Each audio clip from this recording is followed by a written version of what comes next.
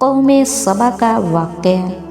السلام علیکم محترم ناظرین، قرآن مجید میں اللہ تعالیٰ نے کئی قوموں کے احوال بیان کیے ہیں تاکہ ان کے انجام سے سبق حاصل کیا جا سکے۔ انہی میں سے ایک قوم صبا بھی تھی جس کا ذکر قرآن کے سورہ صبا میں آیا ہے۔ یہ قوم یمن کے علاقے میں آباد تھی اور بے شمار نعمتوں سے نواز دی گئی تھی۔ قوم صبا کو اللہ نے نہایت زرخیز زمین عطا کی تھی۔ ان کے علاقے میں ہر طرف ہریالی تھی، باغات سرسبز تھے اور کھیتیاں پھیلتی پھولتی تھی۔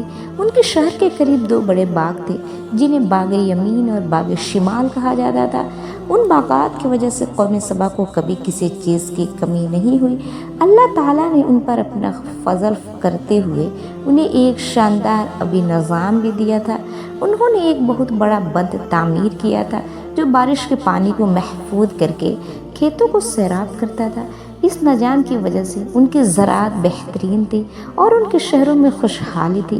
اللہ نے قوم صبا کو نعمتوں کے ساتھ ایک سادہ حکم دیا تھا، میرے بندے بنو، میری نعمتوں کا شکر ادا کرو اور نافرمانی سے بچو۔ لیکن قوم صبا نے اللہ کے احکامات کو نظر انداز کرنا شروع کر دیا۔ وہ غرور اور تکبر میں مبتلا ہو گئے اور اللہ کی نعمتوں کا شکر ادا کرنے کے بجائے ناشکری کرنے لگے۔ قوم صبا کی نافرمانی کی وجہ سے اللہ نے انہیں عذاب کی وعید سنائی۔ انہوں نے اپنی پیغمبروں کی بات ماننے سے انکار کر دیا اور مزید سرکشی اختیار کی۔ قوم صبا جو اللہ کی نعمتوں میں ڈوبی ہوئی تھی، رفتہ رفتہ غرور اور تکبر میں مبتلا ہو گئی۔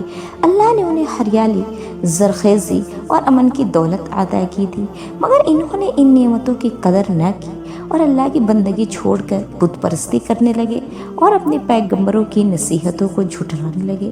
اللہ تعالیٰ نے انہیں بارہا خبردار کیا کہ وہ سیدھے راستے پر واپس آ جائیں اور اپنی غلطیوں سے باز آ جائیں، مگر انہوں نے ضد اور سرکشی دکھائی۔ اللہ تعالیٰ نے قوم صبا کے ناشکری اور سرکشی کے نتیجے میں ان پر اپنا عذاب نازل کرنے کا فیصلہ کیا۔ ان کے علاقے میں جو عظیم الشان باندھ تھا وہ ان کے لیے آزمائش بننے والا تھا۔ ایک رات جب سب لوگ اپنے گھروں میں بے خبر سو رہے تھے، اللہ کے حکم سے شدید طوفان آیا اور سیدھے معارف کا باندھ ٹوٹ گیا۔ پانی کی ریلیں نے پورے علاقوں کو اپنی لپیٹ میں لے لیا۔ وہ زرخیز زمین جو کبھی باغات اور کھیتوں سے بھری ہوئی تھی ویران ہو گئی۔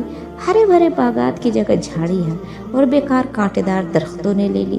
خوبصورت گاؤں اور بستیاں پانی کی نظر ہو گئی اور قوم صبا کا زراعتی نظام تباہ ہو گیا۔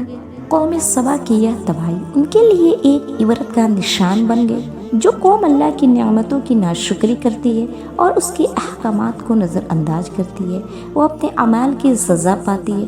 اللہ تعالیٰ نے قرآن میں فرمایا، اور ہم نے ان پر بند توڑنے کا عذاب بھیجا اور ان کے دو باغوں کو دو ایسے باغوں میں بدل دیا جن میں کڑوے پھل، چھاؤں کے درخت اور کچھ بیری کے درخت تھے۔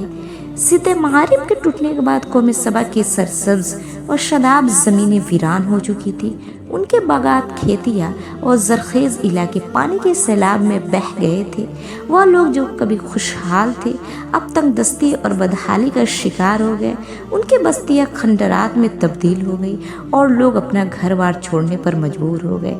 یہ قوم جو کبھی ایک مثال تھی اب دنیا کے لیے عبرت بن گئی۔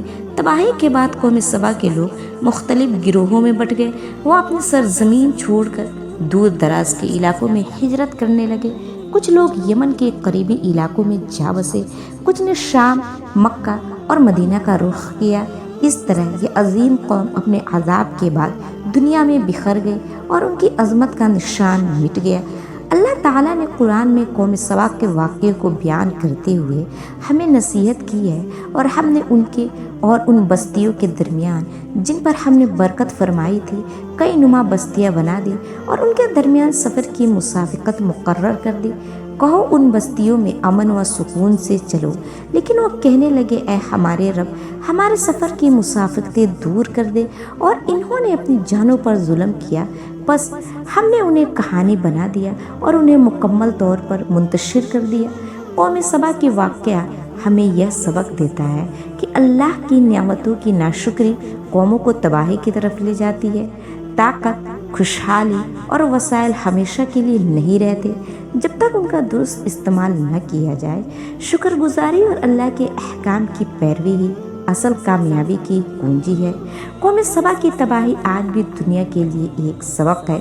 अल्लाह ने कुरान में उनके वाक़ियों को इसलिए महफूज किया ताकि हम उनकी गलतियों से सीखें और अल्लाह की नेमतों का शुक्र अदा करें।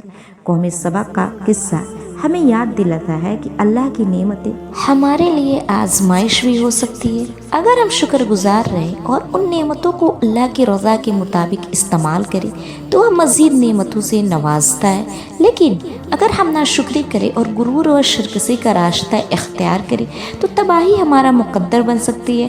अल्लाह ताला ने कुरान में कौम सबा की नाशुक्री और उनके अंजाम को इबरत के तौर पर बयान किया और हमने कभी किसी बस्ती को हलाक नहीं किया मगर उसके रहने वाले जालिम थे। शुक्रगुजारी की अहमियत अल्लाह की दी हुई हर नेमत का शुक्र अदा करना हमारे लिए औलियन ज़िम्मेदारी है। नाशुक्री का अंजाम नाशुक्री, सरकशी और अल्लाह की अहकामात से रोगर्दानी कौमों की तबाही का सबब बनती है। अल्लाह की कुदरत, अल्लाह हर चीज़ पर कादिर है। वह चाहे तो खुशहाली दे और चाहे तो उसे आजमाइश में बदल दे। कौम सबा का वाक़या सिर्फ एक कहानी नहीं बल्कि हर दौर के इंसानों के लिए एक सबक है। अगर हम अल्लाह की दी हुई ज़िंदगी, सेहत, माल और वसाइल को उसकी रज़ा के मुताबिक इस्तेमाल करें तो हमारी कामयाबी यकीनी है। बसूरते दिगर हम भी उन कौमों की तरह तबाह हो सकते हैं जो अपनी खुशहाली में अल्लाह को भूल बैठे। कौम सबा का वाक़या हमेशा हमारे लिए एक याद दहानी है कि अल्लाह का हुक्म मानना और उसकी नेमतों का शुक्र अदा करना ही असल ज़िंदगी है। अल्लाह हमें अपने फ़ज़ल व करम से नवाजे और हमें नाशुक्री से महफूज रखे। आमीन। ऐसे ही इस्लामी वीडियो देखने के लिए हमारे चैनल को फॉलो करें। मिलते हैं एक नए वीडियो के साथ। अस्सलामु अलैकुम।